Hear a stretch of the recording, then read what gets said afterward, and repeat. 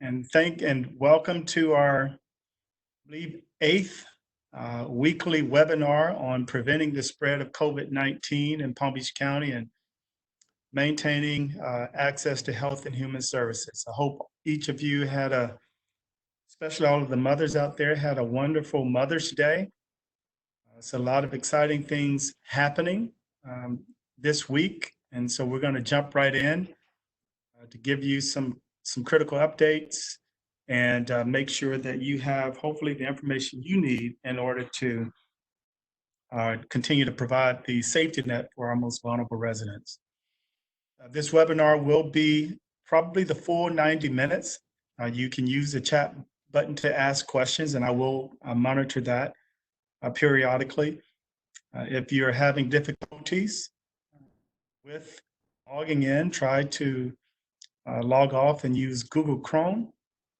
And if you want to make sure that you're included in these webinars moving forward, you can just do a print screen, take a picture of the address on the screen, and you can register and receive these invitations directly.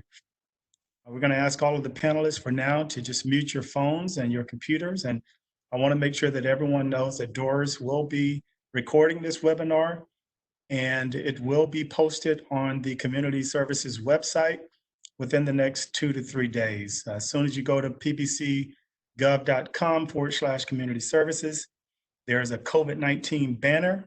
You just click on the link that says weekly webinars, and you'll be able to see this recording.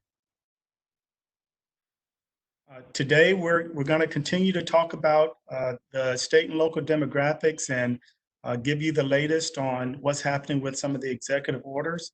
But today, we're also going to hear about what's happening with our summer camps. That is something that has continued to linger in the minds of individuals, especially those who have kids.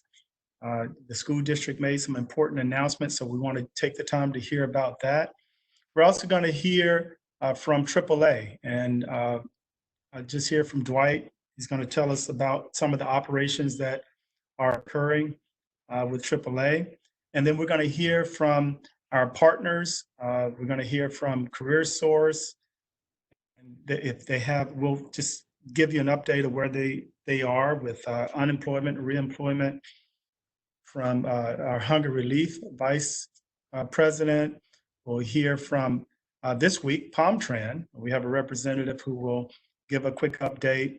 And then all of the other partners around housing and emergency supports, you're gonna hear from them in terms of any updates they have. And this will kind of give you a visual. This is something that we started working on before COVID-19 hit, to give you a visual of kind of all of the systems and how they play together. What you have here is kind of like an ecosystem where there are key entities that really serve as the backbone entity in each of these spaces. So when we think of health and human services, we're talking about housing and homelessness, employment, transportation, food and hunger, health and wellness, and that's physical health and mental behavioral health and substance use disorders, education, safety and justice, childcare. We are very fortunate here in Palm Beach County to have entities that kind of, to some extent, take the lead in coordinating in those spaces.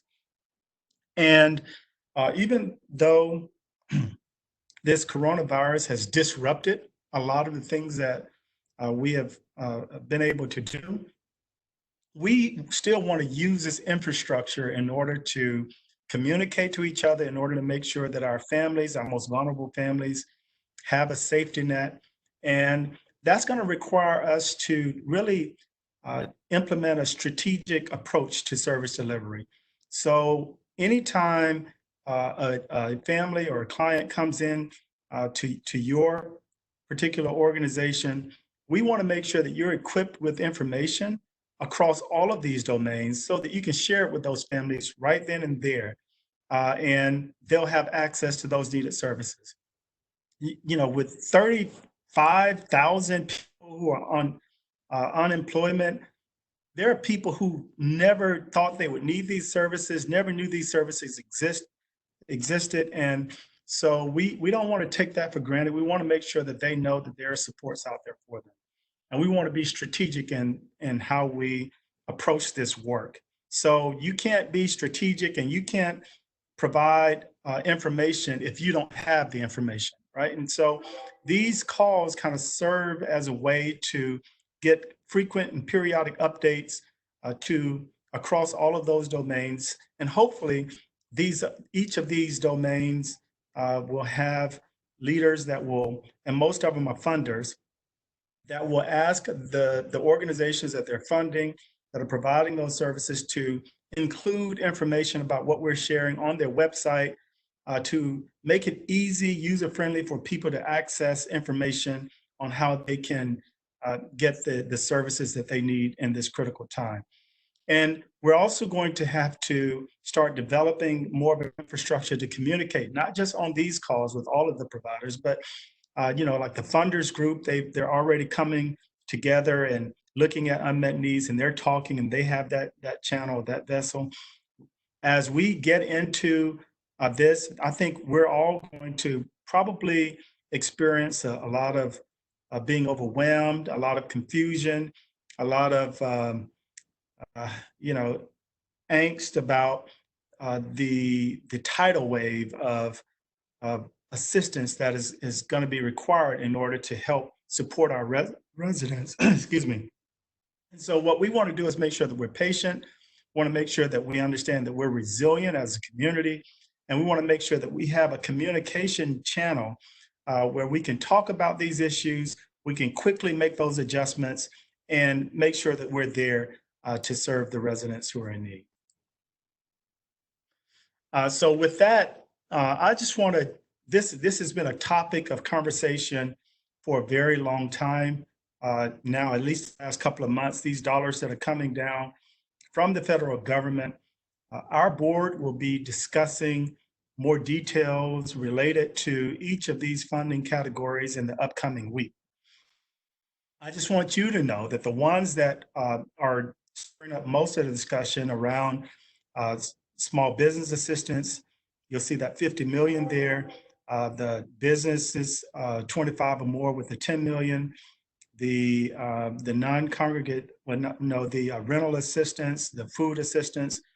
We are working internally to kind of carve out what those programs will look like.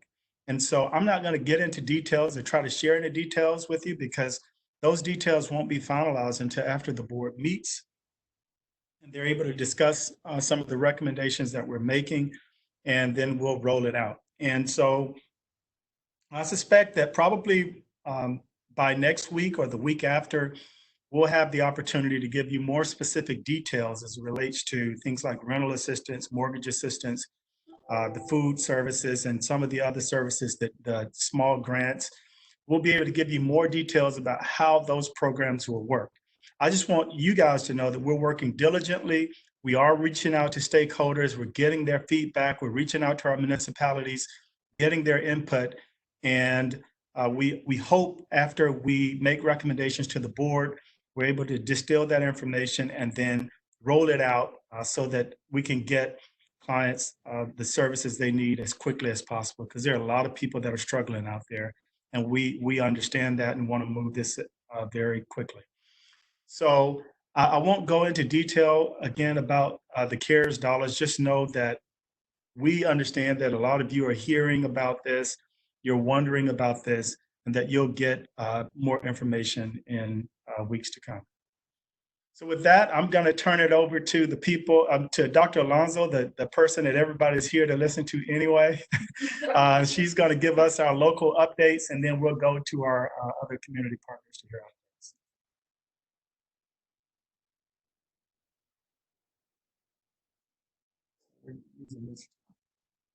Okay, well, good afternoon. Let me take my mask off so you can understand what I say. Well, maybe that'll help. I don't know. Very happy to be here. And I'm telling you, James, that diagram that you have cannot be more important. as important as I'm trying to communicate to our board and to all the community leaders, the importance of the data, the importance of making decisions that are medically sound and based on the data and the numbers that we have, the most important part of everything is that circle. Without that, all this is just nonsense and noise. So it's very important that we keep that in mind, and keep in mind that the most important thing we do is that we have to keep that client in the middle of that circle, and that medicine is only, some people say 20%, I say it's only 10% of the circle. So thank you for that. Our cases have continued to go up, but I'm happy to let you know that out of the 43,210 cases that Florida has, and the fact that most of them are residents of Florida, we still have 1,875 deaths, and those deaths are people. We can't just call these numbers, okay? We have to keep that in mind. So when people are out there and they're not worrying because they're young and they're not afraid that the virus is going to hit them, we got to think that that kind of attitude will kill and hurt the elderly and those that do have comorbidities and things. So that's somebody's grandmother, that's somebody's aunt. So we can't just be out there casually thinking that these things don't matter. They do. So we need to continue social distancing. We need to continue to go slowly as we all are dying for this to be over. But this will not be over until there's a vaccine for this virus. It's the nature of every virus that comes out, and the way that the virus works, it will keep making people sick, and it will have the elderly dying until we have a vaccine for it. So please keep that in mind as we go forward. I'm very happy to also report that we have 4,278 cases in Florida, but that means that we have tested a great deal amount of people, and that we have tested 3.3% of our population in Palm Beach County. The only people that have tested more is in Miami. They have 4.3% of their population tested. The U.S. as a whole only has tested less than we have. So we've been doing a lot of testing in Palm Beach County. We're very proud of the testing that we're doing, and we're going out into all the communities. We have more sites right now in Palm Beach County than any other county. There's over, what was the last number? 26, 27, and new entities are popping up in urgent centers, private labs, and very soon there'll be just a finger stick and they'll have instant reports being able to be done. So the testing is coming along. We're going out to a lot of places, and the fire rescue and the health department's working together now to do more pop-ups, or we'll be going into specific areas and again looking at the data. So let's look at that data now. Which one is it? The next one? There we go. Okay, so this shows you the number of people we've tested, how many are positive, how many are negatives, and this gives us our percent. We want this percent to continue going down. The target is to be under 10. We have been. We're a little bit flat in terms of this number. I'd like to see it going down the way Broward's is. So we're sitting right around 6%.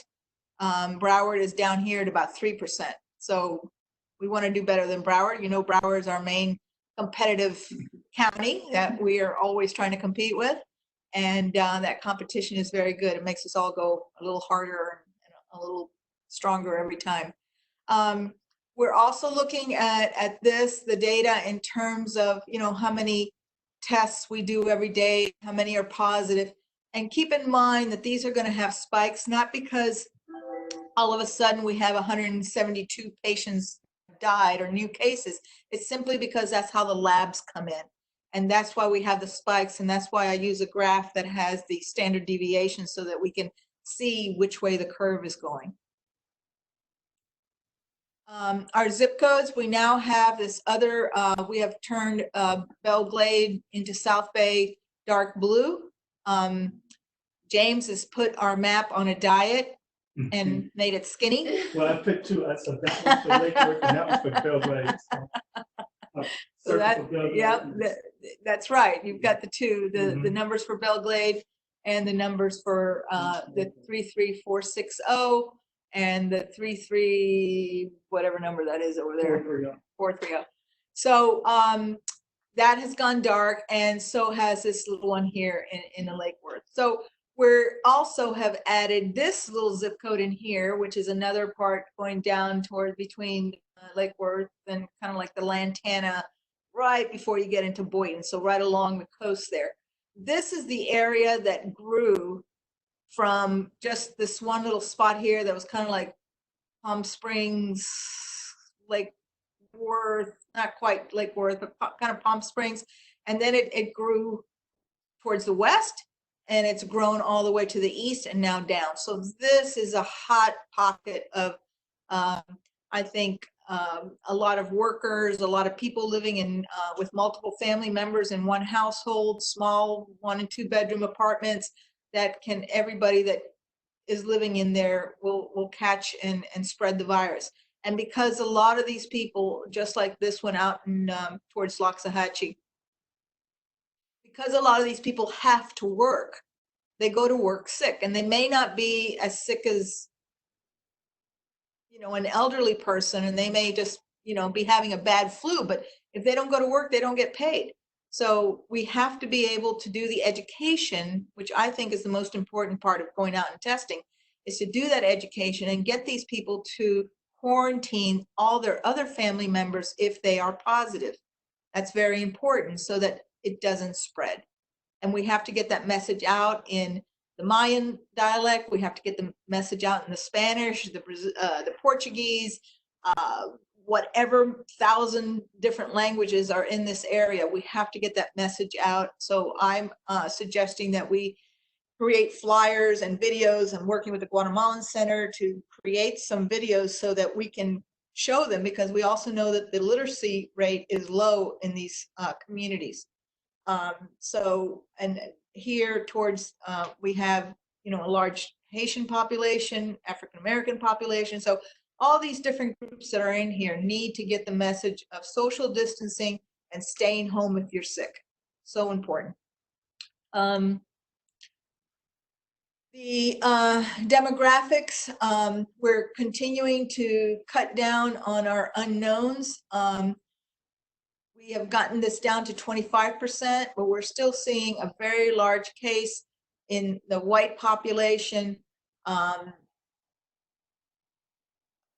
in the other, as well as in the Hispanic population. So we have to really take a look at this group and continue to tease out the unknown numbers here.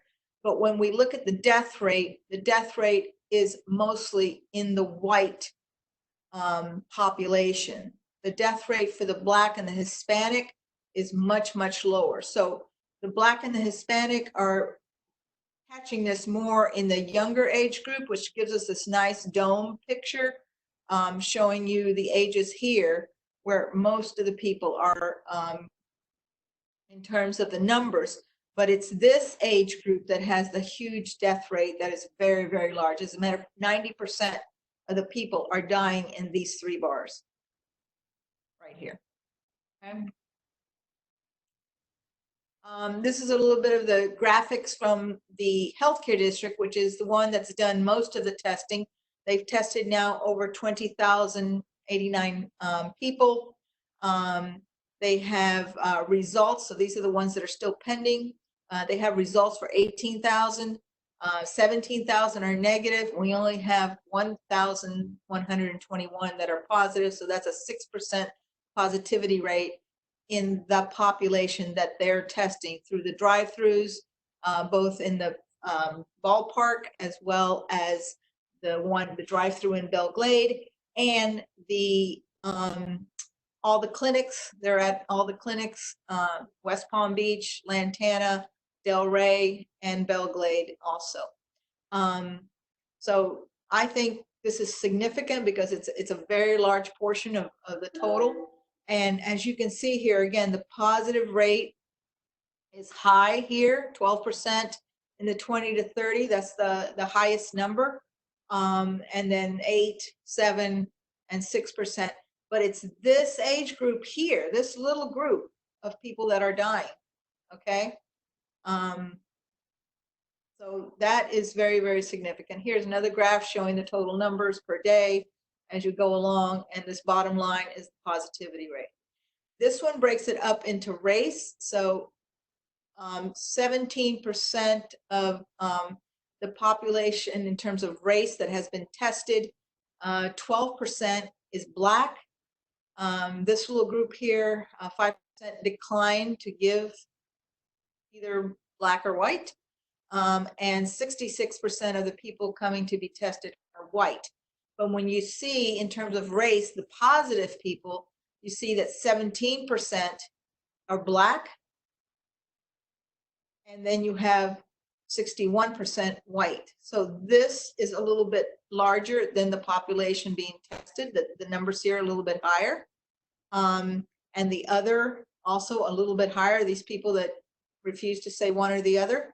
And then when you come up here to ethnicity, you see that 29% of the population is declaring themselves as Hispanic, but 48% of those people are being positive. So this is a very large disproportionate number of Hispanics based on the population. And gender, they're pretty much 50-50. I think there's more women being tested, but the positivity's about 53%, so that's a little bit lower. So maybe a little more disadvantage to the guys, but very, very little. Nothing as stark as this one. And then a little bit here on the Black population. So we're going to continue to try to break that even further so we get less and less of this unknown. I have a feeling that some of this may be the people that don't see themselves as Black or white, and also the people that don't see themselves as Hispanic and non-Hispanic. Almost all the Guatemalan population identify themselves as Mayan, so that would be under the American Indian category, which other does fit. The other consists of Asian, Alaskan, Hawaiian, Pacific, and American Indian. So I think a lot of the numbers here might be actually the Guatemalan and other Central America population that don't see themselves as Hispanic. Remember, they don't even speak Spanish, so. These are the areas where we have testings.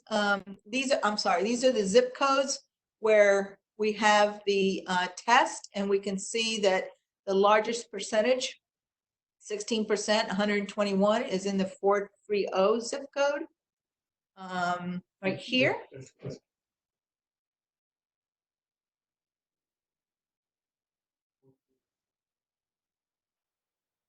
What am I reading here? That's 403. 403. Yeah. That's the ladies. 430. Mm-hmm. Why did they put 430 here for? Okay, so yes, Belglade, I know it's 430 is here. That's where we had the highest number, okay, the 121 from their test. I have the other numbers because a lot of people have been going out to the Glades to test. We have numerous pop-ups that have gone up there and numerous testing. Fire Rescue did the loading dock. They were very successful there. And then we have the 463. Help me with the 463.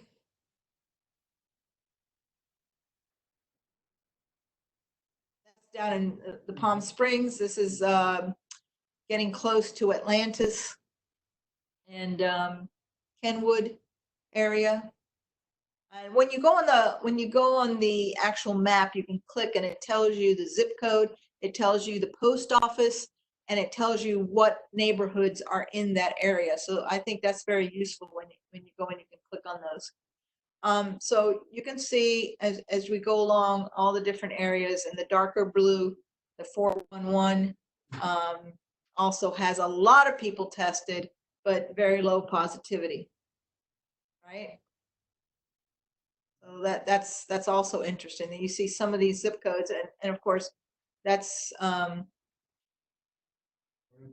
Royal Palm, that area. So a lot of people have gone to the FIT testing site, the baseball park, to get tested from all these areas because they're nearby, they're close to it. But they have very low positivity.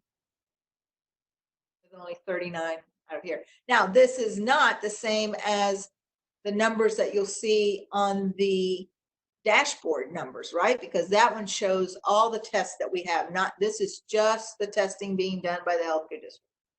I don't want to get people confused. These are the indicators that we're looking at. So we're taking a look. This is where we use our tests by day because we have spikes in those. So what we're trying to do is seeing that this was our peak and then we're slowly coming down. This is as of right around here, probably in between the 9th and today. So maybe the 11th or so, I think was the last update. Oh, here it is on the 13th. There it is. Okay. I'm off it a little bit. This is our nursing homes. I'm glad to see this kind of leveling off now. For a while then, we had the straight line going up. It scared us a little bit, but we're starting to come down. We've had National Guard testing out at these sites. We now had the governor sign into order that when we go in, not only do they have to give us access to go in, but we also get to test staff and patients. And we're doing that because we know the staff are the one giving it to the patients. These are our ICU cases. We had this little blip here, but it's still a downward trend. So we're still keeping an eye on these because these can turn into deaths. So far we've been doing okay. And the hospitalizations have definitely taken a downturn. And we also look at things like admissions in the ER with COVID-like symptoms and so forth. So you can see here that the daily percent of emergency department visits due to cough have almost come down to the same level as before we started the pandemic. So that's very good. As has the illnesses going in and the influenza. So those are all good signs, good indicators that we're going down. This is the summary for our numbers.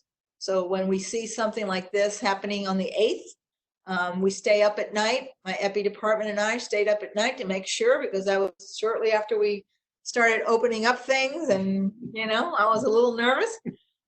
Sometimes I don't want to be right.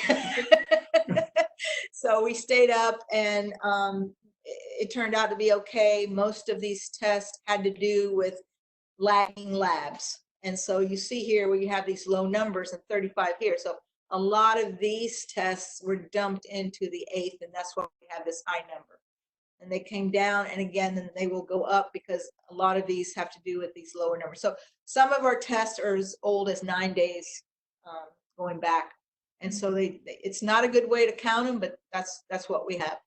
And so here is that percent that we're down to 23%. At one point, the unknown race and ethnicity was up to like 58%. So we've gone down by entering the labs from the private labs that don't report those. And we have to look up in our Merlin system and get that information. So we're continuing to bring this down. So again, what pops up to me is that this is where I'm saying that the deaths are occurring. 72% of the deaths are occurring in white, non-Hispanic 63, and white Hispanics only 6%. Okay, so the deaths here are 72% among whites. When you look at black, it's 17%.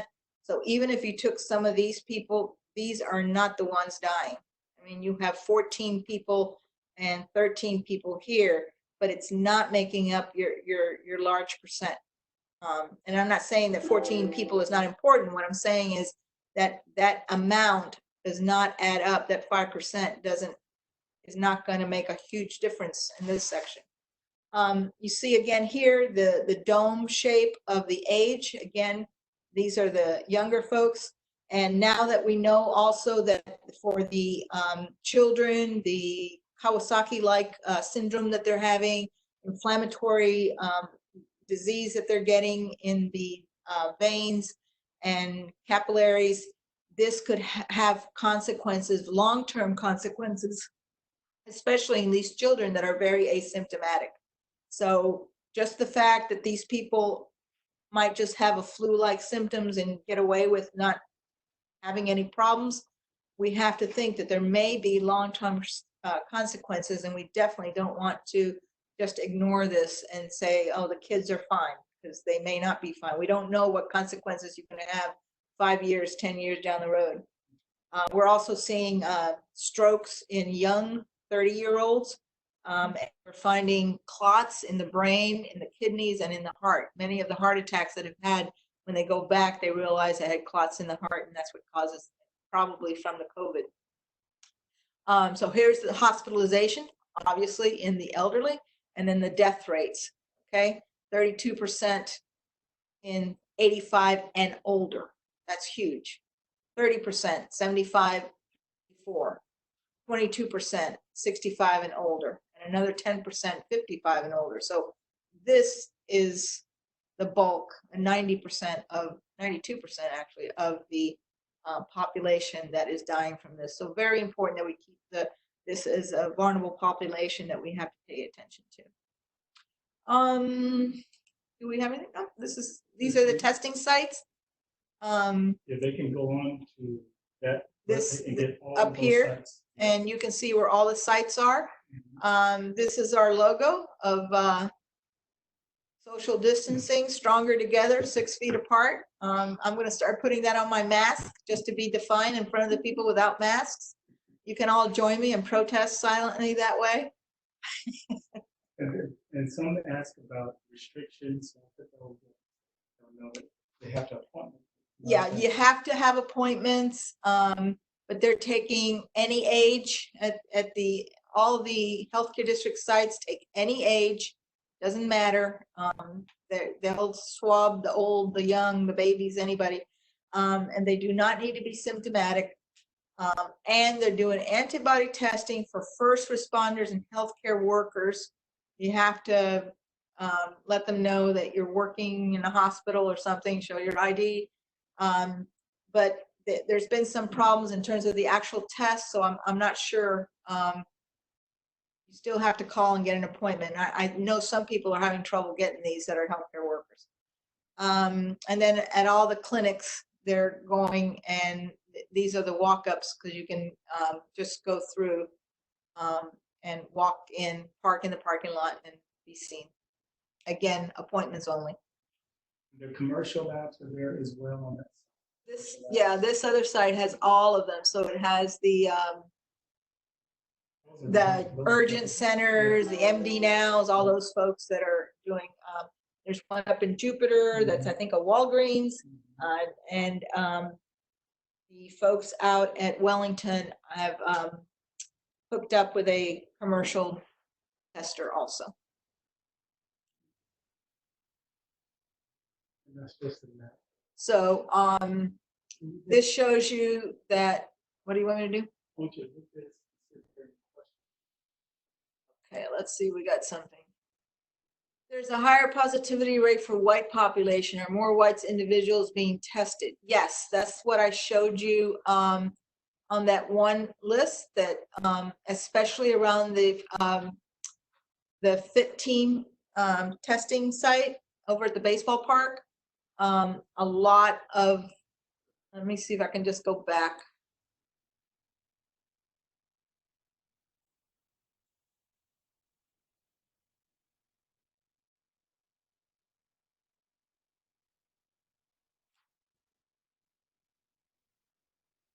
This is the number, but this doesn't show the, okay. So for all clinics, this is the number. It's 66% of the population they tested is white. This is consistent with, you know, our population for Black is 18. I think Hispanic is somewhere around that number, and then the rest white. So this is consistent with the population. Actually, the population for white's a little bit higher.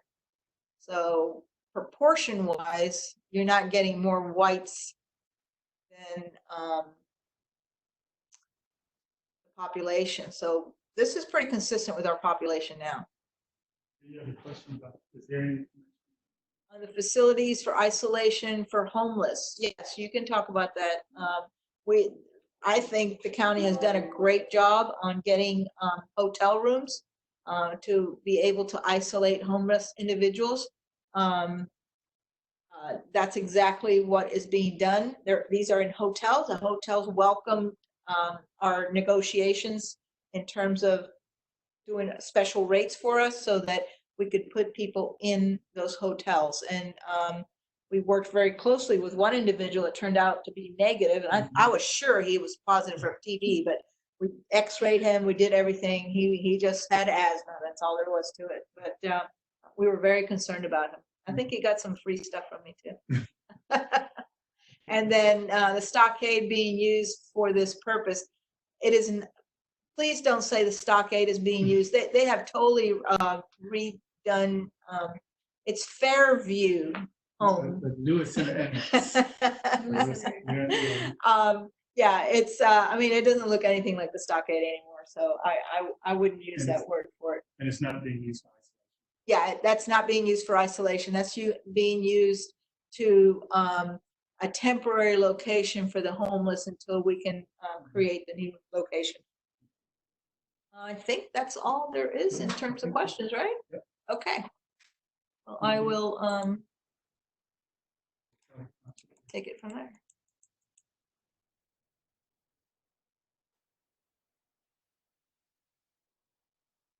I'll say a second. See if there's any other questions before All right. So if you have questions for Dr. Alonso, she's going to be here for a little while. So you guys just, you want to ask them. But yes, the stockade is not being utilized right now.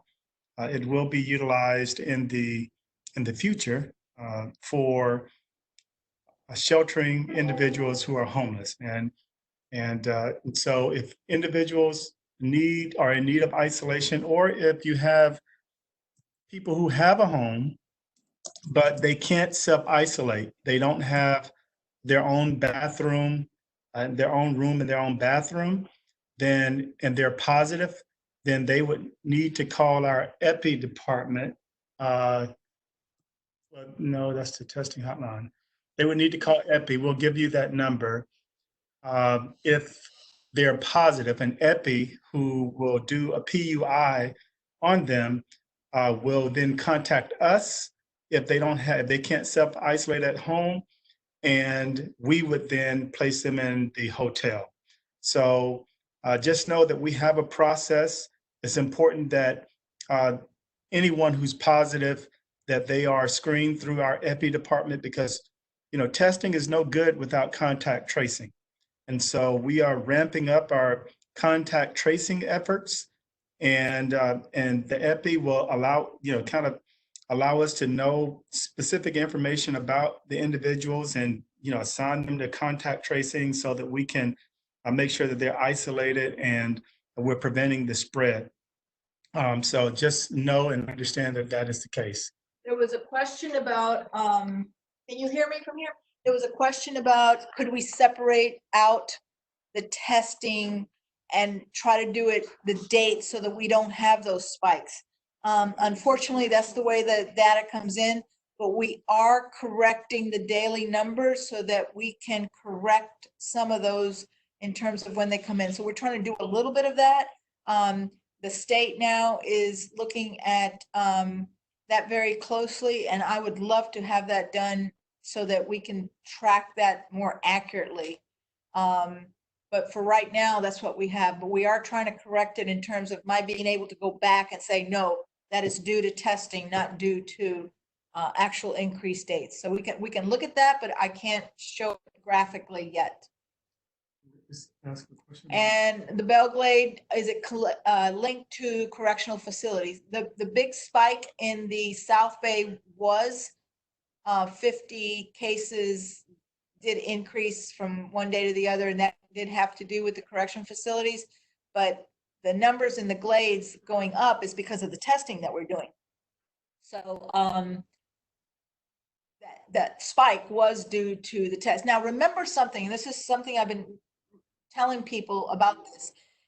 That number that you see of numbers going up in your zip codes is a cumulative number. That does not mean that any one place has 211 cases right now. That means that that zip code has had 211 cases. Okay, so if you want to see the change, look at the change from the day before to the day to the next day. That's how many new cases would be coming in. And that is something that some of the communities were trying to look at or get information from the addresses and find out who's positive where and all that kind of stuff. And that's medical information that should not be shared. And, you know, sometimes people decide to tell people, but after 14 days, that person goes back to negative. So that doesn't mean that person's going to stay positive forever, just for those 14 days. There are a couple of other questions for you, Dr. Lazo. Daisy has a question about counting the cases by. Yeah, that's what I'm just talking about now. Okay. Right. And then this is the executive director for the housing authority asking that you go to housing authorities to do testing. We can do two things. We can talk with James and myself, and when we do these pop-ups, those could be locations that we can send the fire rescue to, and they're open to that now that they finished doing the special needs folks. So we can definitely set up places where people want to go. Some of the places we've gone to, one of the city managers said, tell people to stop coming here. We've already tested everybody that lives here, but you know, so I guess I don't know who's giving that instructions. I would think people would want to keep getting tested, but maybe not so much. And then she has a question about guidance to businesses reopening. There are some specific in the governor's order and in our local information that we're giving. Now that the governor has, that we have succeeded from the union, I mean, we succeeded from Region 7. We are following the governor's orders. Those orders are very specific to different businesses. What I find kind of odd is that we went into great detail for salons and hair and barber shops, but yet for restaurants, the restaurants are saying, what are we supposed to do? Right? So the basic rule is maintaining the distancing of at least 6 feet. Also, no more than 10 in a group of any kind. So the restaurants are encouraged to do tables of 4, hopefully with family members or people that don't mind sitting, and then maintaining this only 25% of their occupancy. They're allowed to go to outside dining. And so what some of the cities are trying to help the restaurants is giving them more sidewalk space or giving them parking lot space so they can put tables outside, again, with proper distancing and with the proper control. There's no eating or drinking at the bars, so they can't use the bars as tables or count them as numbers. So in the orders, you can read the restrictions that are in place.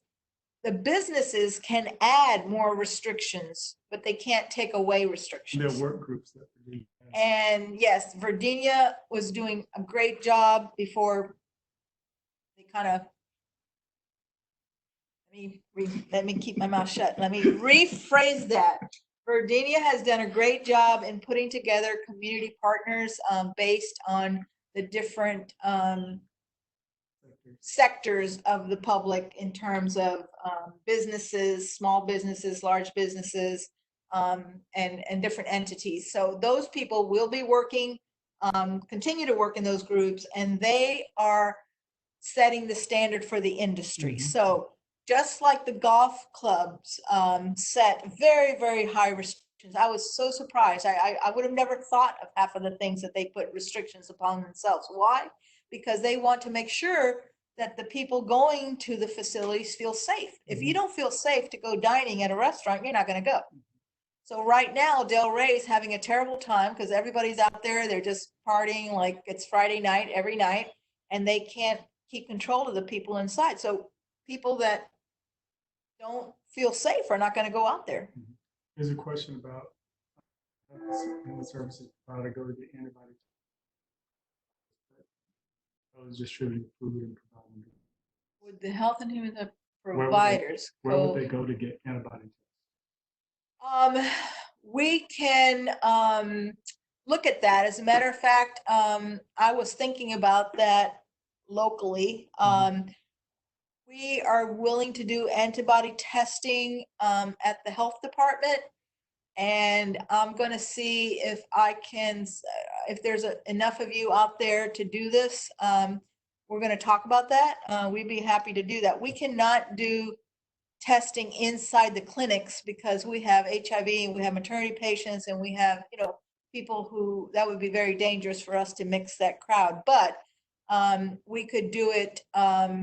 Genesis has it too. And Genesis, the same thing. So the antibody testing would be something that we would be willing to do. We could do that outside or just in the labs if people are not symptomatic.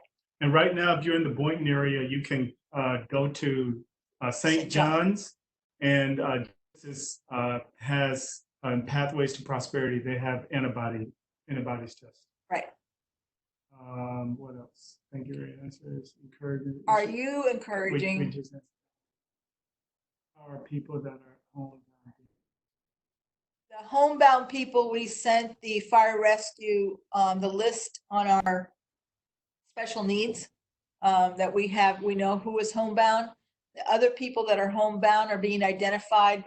We have a municipality call every day with all the municipalities, and they are identifying specific people that are homebound, and fire rescue has gone out to them, as have other community partners that are doing testing in different areas. So if you have specific people that have not, the interesting thing is that of the homebound, we have nobody was positive because they're homebound, so they're not going out and getting infected. So actually, they're probably the safest group right now. But if you have specific people or anybody that that is sick or something, just let us know and we'll try to help out.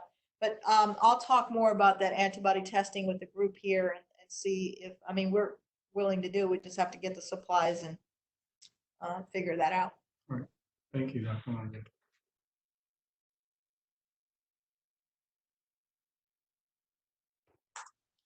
All right, lots of information. Listen, we still have a lot of presenters that are waiting to share information about what's happening with summer camps and what's happening with our seniors. So I'm going to ask Doris to turn the presentation over to Tammy Fields, and let's hear from her in terms of what's happening with summer camps. A lot of people are anxious to know.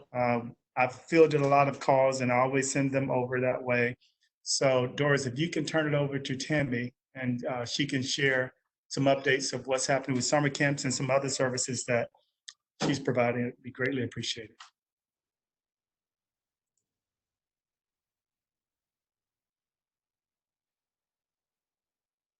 Tammy, we can't hear you. That's because I was still on mute. Good afternoon, everyone. I wish I had more specific information to be able to give everyone on summer camps, but we're still trying to get summer camps going.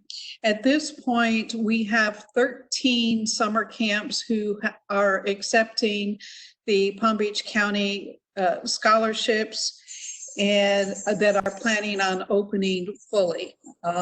That's not very many. We have 71 camps that are opening in a hybrid format, meaning that they're either planning on doing half days or alternate days and then doing virtual camps on the other days, or that they're not planning on opening at the beginning of summer, but as people start to feel safer, they will open more fully as the summer progresses. And then we have 5 camps who are going to be virtual only camps. We're really concerned about only having the virtual camps during the summer because I think a lot of the kids are looking forward to having something more to do than to be on the computer at all times. The camps have come up with a lot of strategies. They will be providing supply boxes. They will be providing different activities, those that are doing the virtual camps, but it's still not the same as going to camp each day. One of the difficulties that we're having is that the school district is the site where many of the camps, camp providers lease these schools during the summer, and that will not be occurring this summer. So it decreases the number of places that camps can hold camps. Also, we're looking at only being able to have 1 staff to 9 campers, and those ratios are going to affect how many campers can be in each campsite. The school district is going to be, the camps that are held at schools by the school district are going to be in virtual mode, and those will be continuing. Along with the difficulties of summer camp is the distribution of summer food. For a lot of our kids, the only place they get food during the summer is through the various summer food programs. The school district is going to be continuing food distributions at their school sites. And we're going to be doing food distribution at the campsites, as well as expanding to all of the Palm Beach County Library sites. Right now, we received a waiver from the state to be able to start our summer feeding program a little bit early. So we have been doing summer feeding at the High Ridge Family Center, at the main library on Summit, the Green Acres Library. Those are all being done on Mondays. On Tuesdays, we've now added the Lantana Branch Library that's out further west in Lantana, and it's technically Lake Worth, and the West Boca Branch Library. And then on Wednesdays, we have been distributing food at the South Bay, Pahokee, and Belglade libraries. So far, in just 3 weeks, we've distributed over 7,000 meals at those sites. The way we're delivering those meals is through a 7-day meal or a 7-day box of shelf-stable meals. So the family will get a box for each child within their household. Unfortunately, we're going to have to continue that way during the summer months because our food vendor, since there aren't that many camps opening, our food vendor isn't able to do the fresh supply of daily food at the camp. So we'll be continuing with the 7-day shelf-stable meal distributions. And we're working on trying to get at least 1 hot meal, probably a pizza meal, delivered to the camps throughout the summer, at least 1 day per week. Do you want me to take any questions regarding summer camp before I go on to mental health? They can ask questions via chat at any time, so. Okay, yeah. All right. And then going on to mental health, we've noticed that still there is a lot of need for mental health for families with children. In the month of April alone, we were able to conduct 1,018 virtual sessions with youth and their families. We are working with the Early Learning Coalition and other sites to develop some more parent education. If you go to the Youth Services Facebook page, we have been posting videos with strategies on how to work with your kids at home who are trying to complete school at home, And if anyone is in need of mental health services, the phone number is 561-625-2540. There is not an income eligibility associated with that, and those services are free. There will not be insurance. There's not a need for insurance to be billed. So those services are ongoing, and our staff has done a great job of going to the virtual mode. All right. Thank you. I thought I saw a couple of Questions? questions pop up, but they're not showing up on my screen. Maybe you're Yeah. getting them. Let's see. There's a question, and it looks like I've been missing a lot of questions in the Q&A. I'm going to try to get back to those. It might take a little longer. In terms of the 9-to-1 ratio for students and staff, what happens if that staff member needs to take a break, call another staff member, readily replace? That is it. That's going to have to be an individual. The individual camp providers are going to have to make those determinations on how they're going to handle that. And they ask, do you have a list? Did you distribute a list of the summer camps that will be opening? We have not yet distributed the list. We are going through and when working with each of our camps to confirm.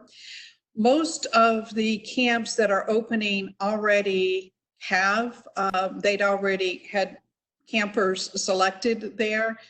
We're also in the process of surveying all of the campers who have scholarships, surveying their parents to find out whether or not they plan to actually use the scholarships during the summer. And then we will do our best to reassign where we can. Go ahead, I'm sorry. There's also a question regarding, that's regarding testing. The one other thing that we are working on right now to try and help some of our summer camps is we're working on using some of the CARES Act funding to purchase thermometers, PPEs, and disinfectants for the camps because we understand that they're going to be incurring additional costs over the summer to be able to keep any camps open. There's a question, has a decision been made regarding serving virtual? We will allow the virtual. It's not our preference because we know that some of these kids need to get out, and we also know that parents need to get back to work. It is not our preference, but it will be allowed. Thank you. All right, and so any other questions for Tammy before we move on to Dwight? I didn't see anyone in the chat. And so as you're moving over to Dwight, as Doris is giving Dwight presenter rights, I see a couple of questions that we missed. The one about antibody tests being reliable enough, I have to have Dr. Alonso answer that question because I'm not really sure. I've heard about the reliability issues, but that's going to be one of her questions. I can't answer the question about testing in known areas of high density homeless. Yes, we will be testing in those high density areas within the upcoming weeks. Is there more funding needed to continue efforts around testing, or how can funders best support that work? It's a great question. If you saw the allocation that was presented early on in the slides, our county administrator or incident commander is looking to allocate $35 million towards testing. And so if the board approves that allocation, it will really allow us to ramp up our testing efforts and to work closely with our municipalities and other providers to get that done. In terms of funders best supporting the efforts, I would just encourage you to contact me directly or contact the funders group, maybe Randy Palo. Randy should be on the call today. He can provide additional information about broadly the nonprofit needs and ways that things that they wanted to fund, but perhaps couldn't. So, but I'd love to have a conversation with you directly about ways that you can plug in. And then there's a question about, is there enough funding needed to sustain testing? We're hoping that the 35 million will certainly get us at least through December, because you can't just test a person one time. Sometimes you have multiple opportunities to test them and in order to make sure that they're negative. And so we're really working on that. I think there is actually a standard recommended by the CDC that states and local governments need to follow and meet that threshold prior to reopening. And so we're looking at CDC guidelines and staying with those. What are your thoughts about opening childcare centers? That has to be a Dr. Alonso question. That's out of my realm. But if I understood it correctly, I don't think the executive order ever closed childcare centers. So those are, go ahead, Tammy, if you want to comment on that. Yeah, that's correct. The executive order never closed licensed childcare centers. So the childcare centers can be open. There are guidelines as far as the number of children that should be in one room. I believe that number is 10. 9 plus a staff member. So there are guidelines as far as that's concerned, but the childcare centers were never closed. There are some other questions about the average weekly rate. I'm sorry, Dr. Alonso has stepped out, so I would defer that question to her. What I can say, though, for the question of is more testing going on in the dark blue spots, the answer is yes, there is additional testing happening there. But again, it's not just about testing. You also have to have, the isolation rooms and availability there, and the contact tracing. They all have to work together. And so we are certainly looking at ramping those up out in the Glades area and in some of the darker blue areas. 659 new cases in the past week. I'm going to let Dr. Alonso speak to that as well, because she talked a little bit about the spikes and what's happening. After going to restaurants and businesses, so after going to restaurants and businesses and a person becomes positive, how do they report to DOH?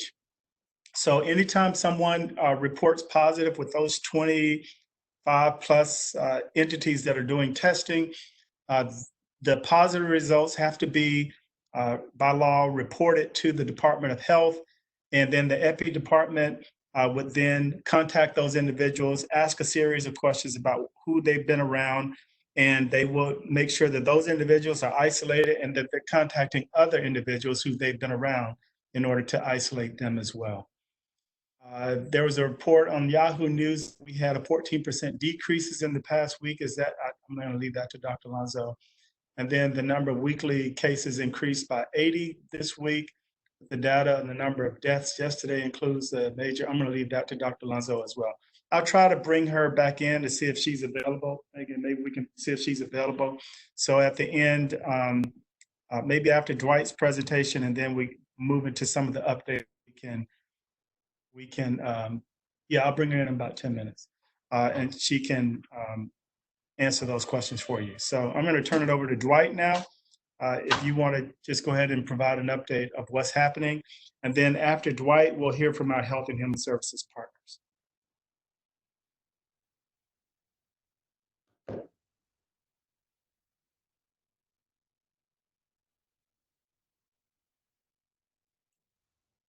Dwight, are you on mute?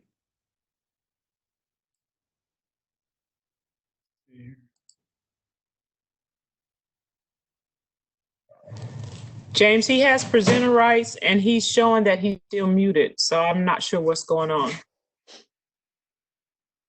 All he needs to do is unmute himself. Dwight, if you can hear us, you can click the little microphone at the bottom of the screen to unmute yourself.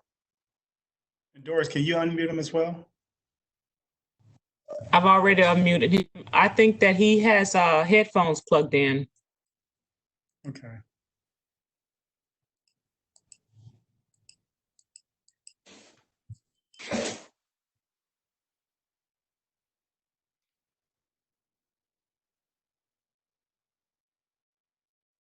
Give me 1 second here.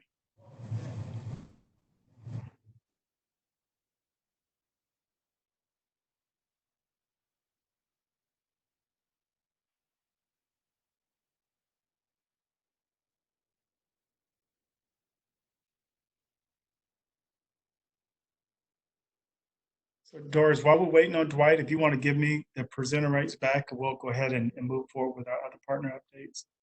And then hopefully we can get Dwight for the later date. Okay, so while we're waiting on Dwight, why don't we just hear from some of our other partners? We'll start with, why don't we start with,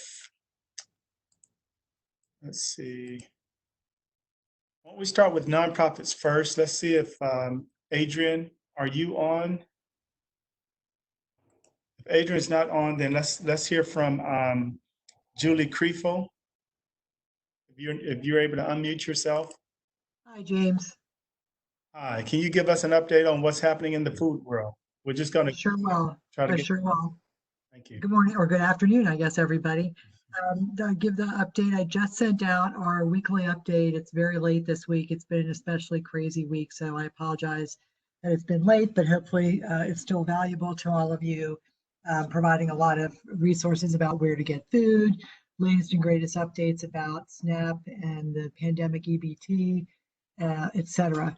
And one of the biggest news or pieces of news I have this week is I'm hoping that most people have seen it, but United Way of Palm Beach County and Palm Beach County launched the Food Finder map.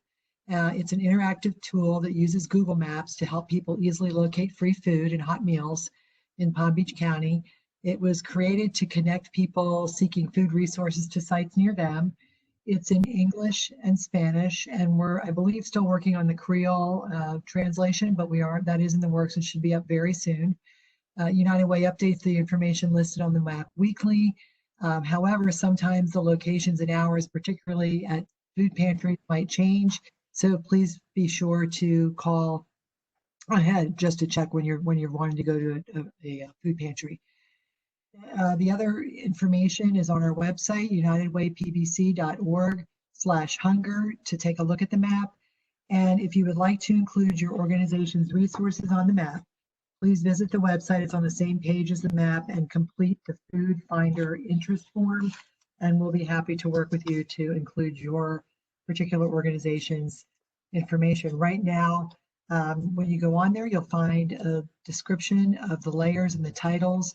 There's meals for children 18 and under, showing the sites that offer meals for kids 18 and under, and for ESE kids 22 and under, I should say young adults.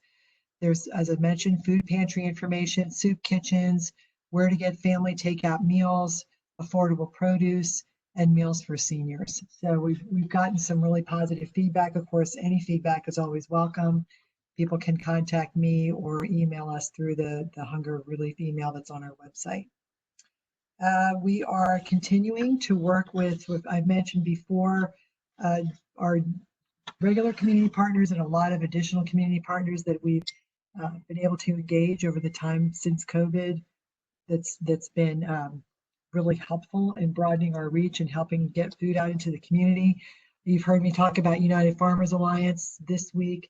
Dan Shorter with Feed the Hungry is working with them to help transport and get some produce and perishables into the community. So that's been a growing initiative and partnership that's been happening since COVID-19, and we expect that to keep that going.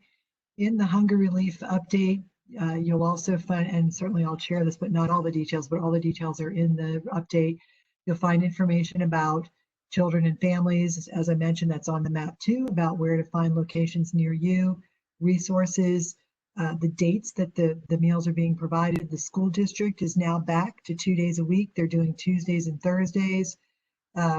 They provide 3 days worth of meals at each day for pickup. And we're also distributing the family weekend backpack meals in the western part of the county, and other backpack programs I believe are in place through the grab and go program. The county is still distributing the boxes of produce at 8 select food sites at the school district.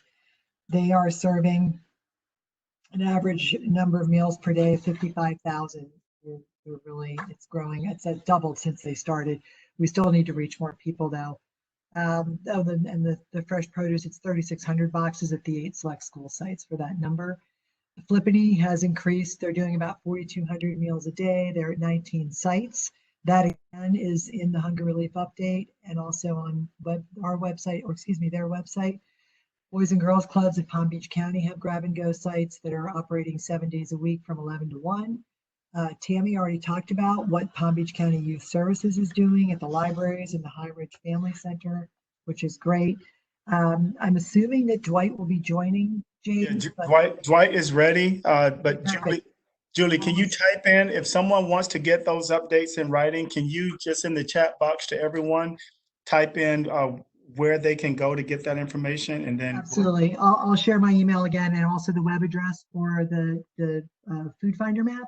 And lastly, when I'll just say this, James, and then I'll be done.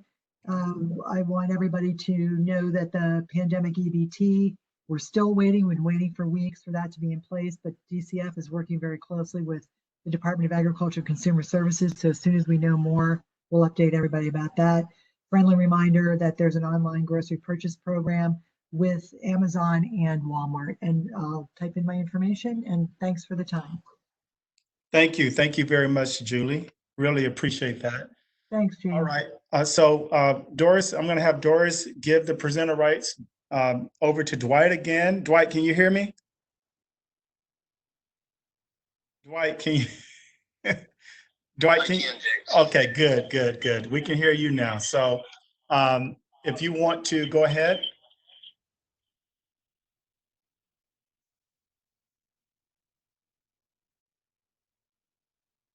Okay, can you see my screen? Yes.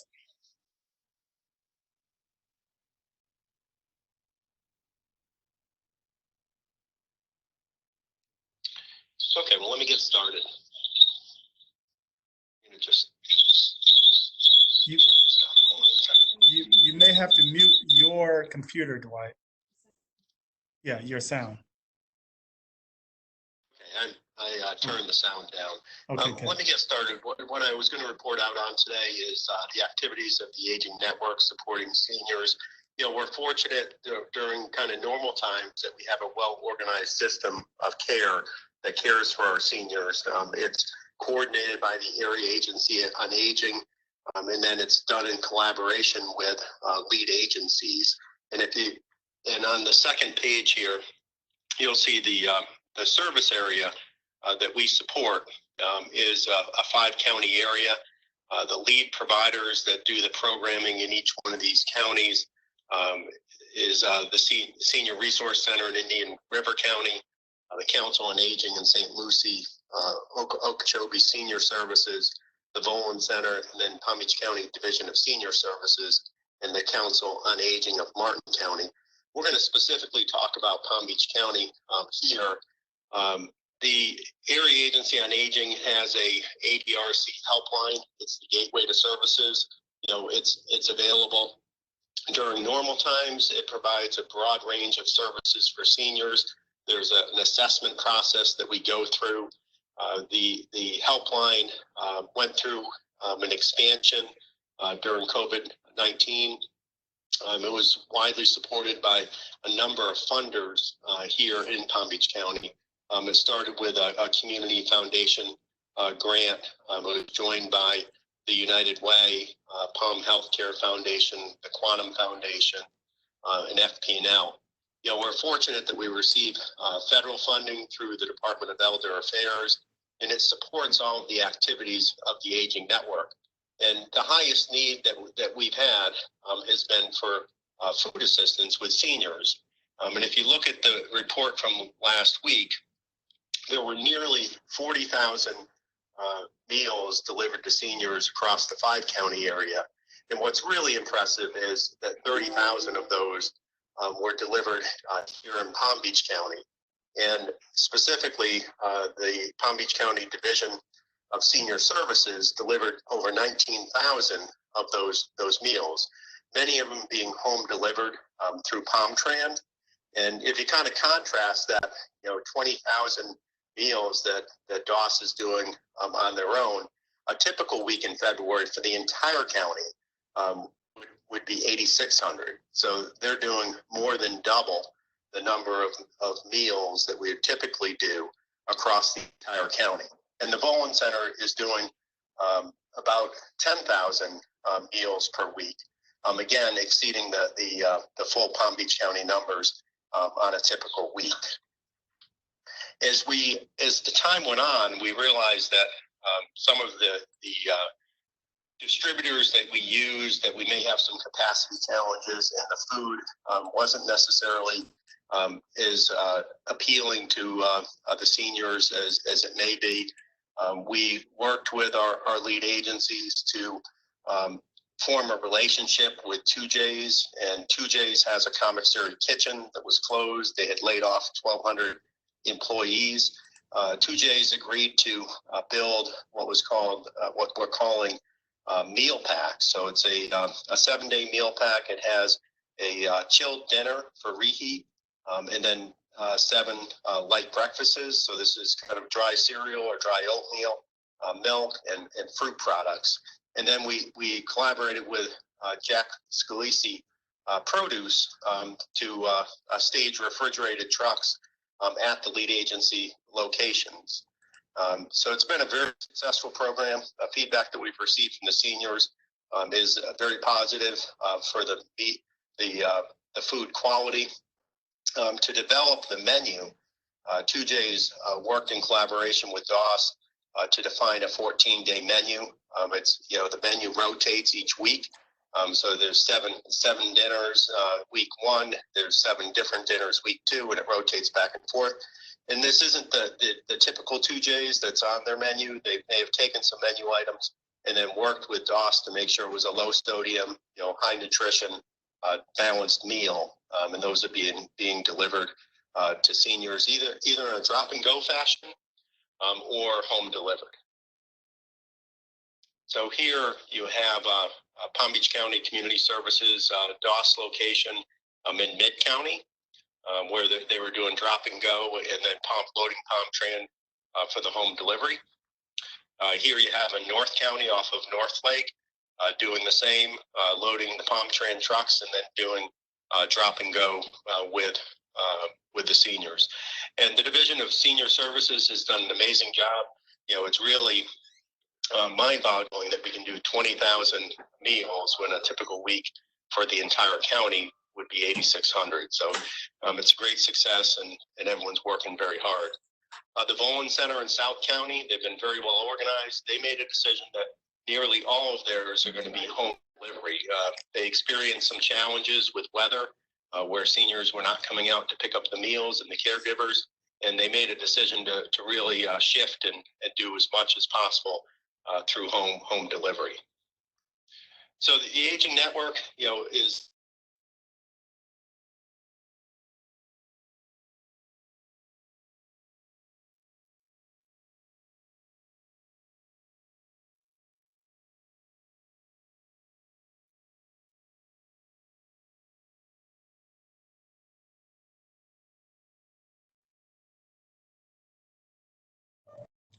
I think we lost Dwight. Can't hear him. adequacy of funding. Oh, there he is. Yeah, beyond that, things are going very well. Let me stop and see if there's any questions. No, I think we're monitoring the Q&A. So Dwight, if you want to go ahead and finish up, and then I have Dr. Alonso here to answer some of the other questions that we missed before. So. And James, I'm good. I can open it up for questions. Okay. Do we have any questions for Dwight?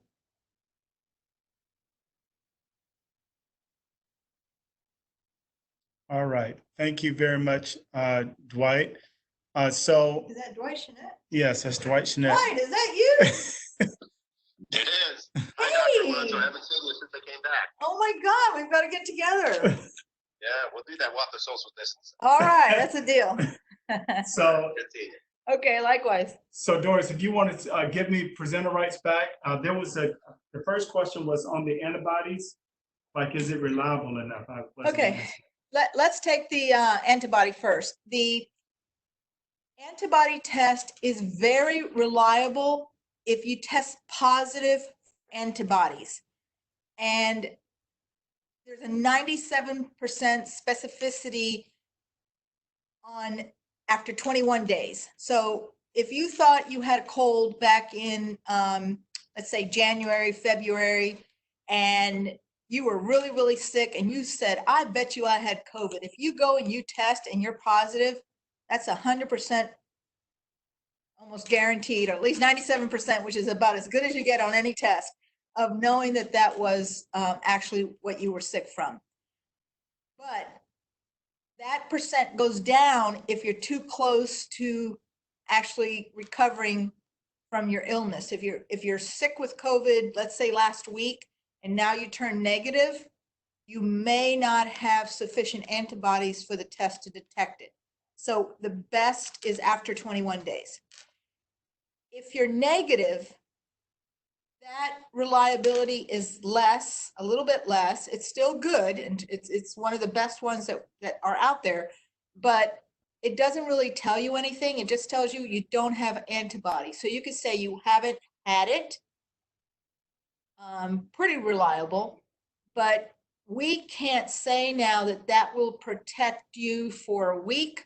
It will protect you for a month, for a year, for 2 years. We can't tell you, because, not because we don't think that you're protected. I think you're going to be protected for several years, but we can't say that because we haven't tested this enough, and we haven't tested the test itself sufficient for somebody to have been sick for a year, have antibodies, and then prove that they still can come in contact with the virus and not get sick. Okay, it just hasn't been around long enough for us to be able to prove that. So if you ask me, is the test good? I would say yes. This particular test that we're using right now has very good specificity and very good outcomes in terms of the positive antibodies. But once you are negative, then all you can say is you most likely did not have the virus, therefore you're still susceptible. Please keep distance, cover your face as much as possible in public, stay away from people. It's not time to go partying wherever you can go partying. It's not time to go to Las Vegas. It's not time to go to Hawaii, wherever they're going to let you go.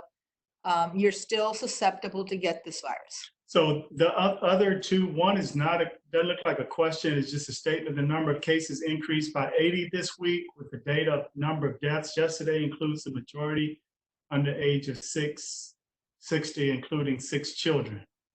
That's just a question. I don't know if there's a, I mean, a statement. I don't see deaths, 6 children. Show me where you saw that.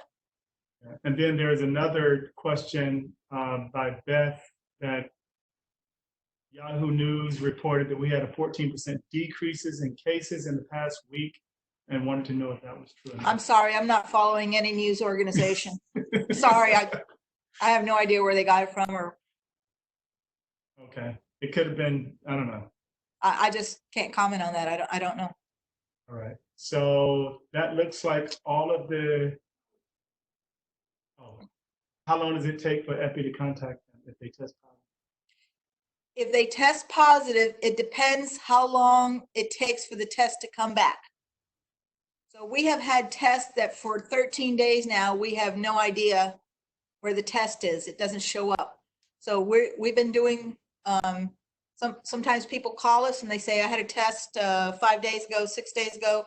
We go looking for it. Sometimes we can find it under different areas, and sometimes we try to call the healthcare district, for example, and see that they did test them. They may tell them the results of the test. They fax it over to us, but it's still not in our Merlin system, because that has to do with the laboratory, how fast they get that over to us. So what we're trying to do is work with the healthcare district, and actually we are ahead of the test. The other, as a matter of fact, today we called 2 people and they didn't know that they had been tested and that they were negative. Okay, if someone tests positive for antibodies, do they need to isolate after travel? if they test positive for antibodies, okay, so you're positive for antibodies, that means you had the disease, you recovered, right? But because we cannot tell you that you will not get sick again, technically, we would have to tell you to isolate after traveling.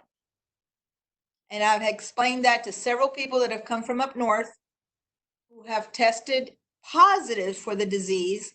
And they say, how can your state be telling me, how can your epidemiology be telling me, or how can the airport people be telling me that I have to isolate when I'm already negative for 2 times? And the reason is that we don't know if you can get reinfected. So we're asking people to isolate in an abundance of caution. Myself personally, I don't think that person would be able to catch this again. But since I can't prove it medically, I can't tell you it's okay. You see the difference? All righty. That concludes the questions to Dr. Alonso today. They were plentiful, more so than I think in past weeks. So thank you so very much, Dr. Alonso. The more questions, the better. That's Yeah, what that's we right. want to do, is answer questions. That's right. That's the purpose of this call, is to make sure that we are clear about what's going on as it relates to COVID. So now I'm going to allow Sean Smith from PalmTran. This is the first time that we've had PalmTran on the call. So Sean, if you can unmute yourself and just give us a quick little update on what's happening in the PalmTran world, we greatly appreciate that.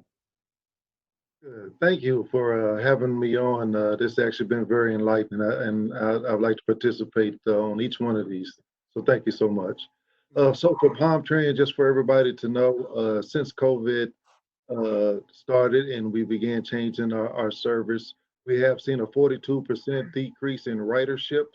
Because of that decrease in ridership, we changed our service, and we're basically doing our Saturday schedule 6 days a week, except for our main north-south routes, which will be on Dixie Highway, Military, those north-south, and that's the Route 1, the Route 2, the Route 3, the Route 43, and the Route 62.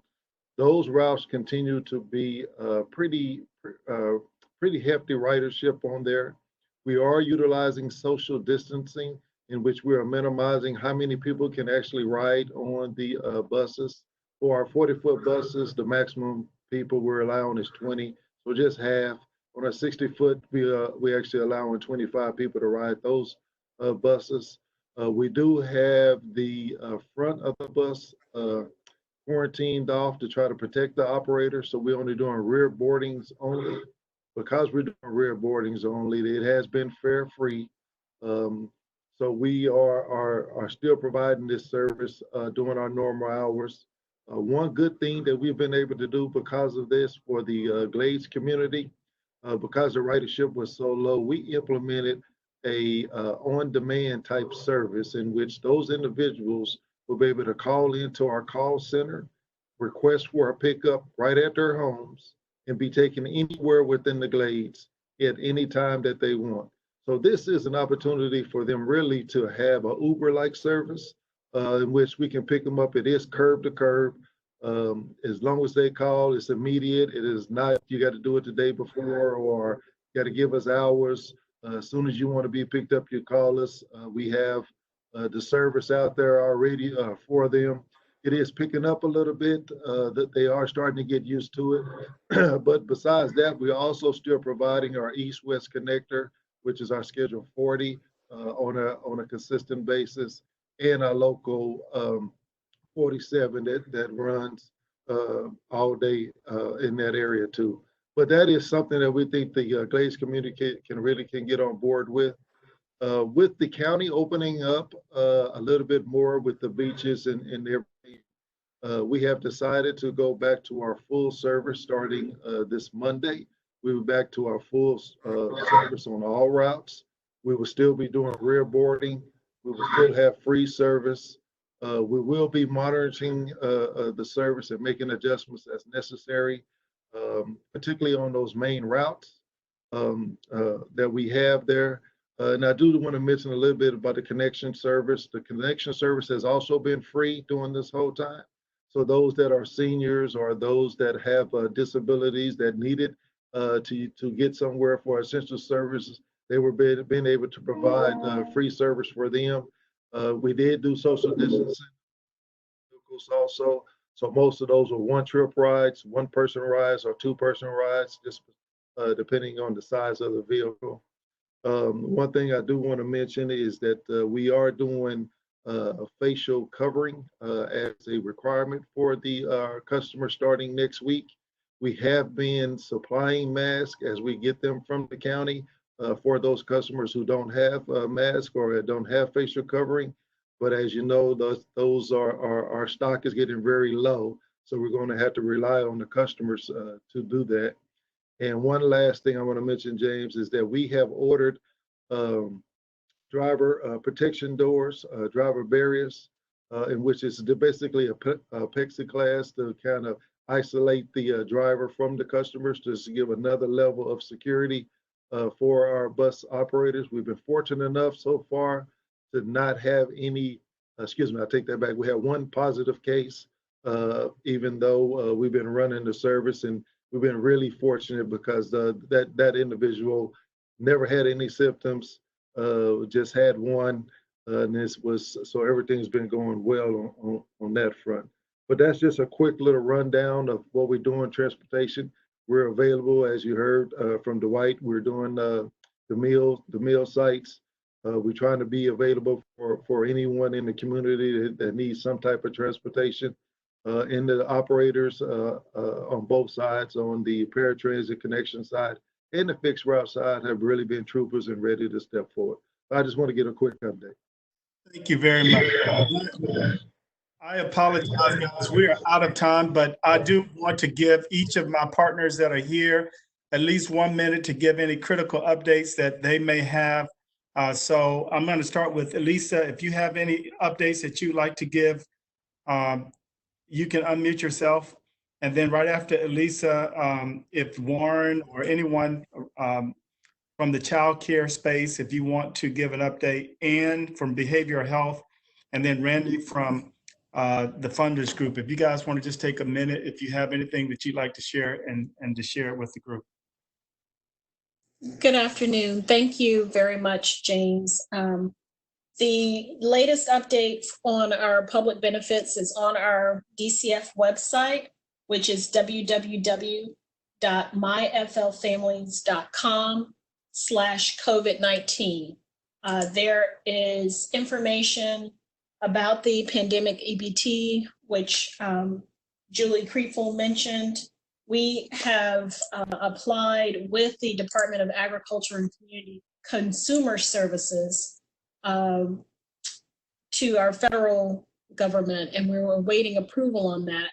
The goal is that any households with children who have temporarily lost their access to free or reduced lunch because of the school closure, that they would automatically receive PEBT benefits. So there's no further action needed on the part of children and families who receive free or reduced lunch in schools. At this point, just wait for the guidance. It'll come on our website as well as be publicized, but they don't need to resubmit applications or do anything to pursue PEBT.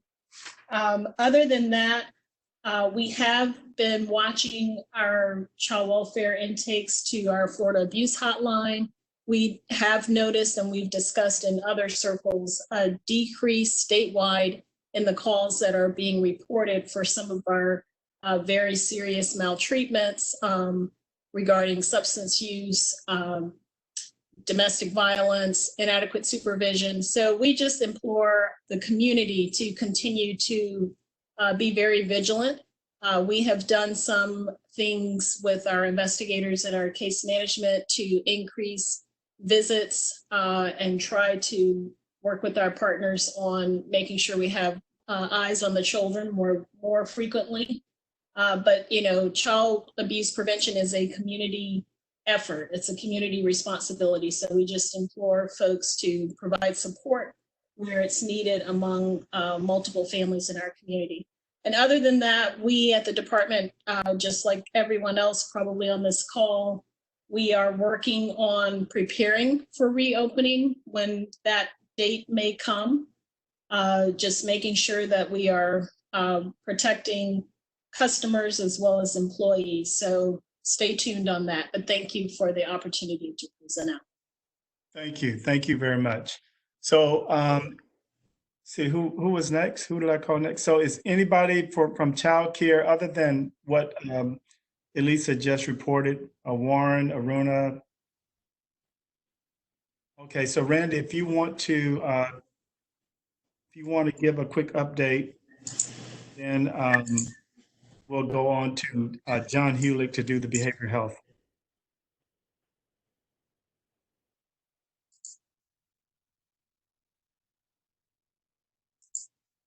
Randy, are you still on? Do you want to do a quick update with the funders group? Okay, so John, do you want to give a quick update with behavioral health very quickly? Yeah, thank you, James. All systems remain go. Again, the managing entity is doing thrice weekly calls. Our service level capacities have been maintained almost 100% across the various levels of care. So obviously continuing to monitor that both in terms of what 211 is reporting in terms of call capacity and some other the PPEs and the like are all being addressed. So we're glad also to report that a very small number of cases are being reported both from staff and clients in terms of having the virus. So we're in pretty good shape. All right. So we're way over. I know Wendy's on cue to give an update, but we're going to have more specific information on the rental and eviction program next week. We're going to be giving you guys anything that the board has approved. So we're going to just go ahead and end this call because we are already 10 minutes over. We haven't done that in 8 weeks, but today was an exception. So I just want to thank you guys for joining us for another weekly webinar. Again, we want to make sure that we're continuing to be working together across systems to provide those supports necessary. We're just trying to prepare for the surge. And if you have any questions, comments, or concerns, please call me directly or email me or visit our website. We're trying to keep the website at pbcgov.com/community services full of useful information for you. So again, thank you very much and have a great weekend.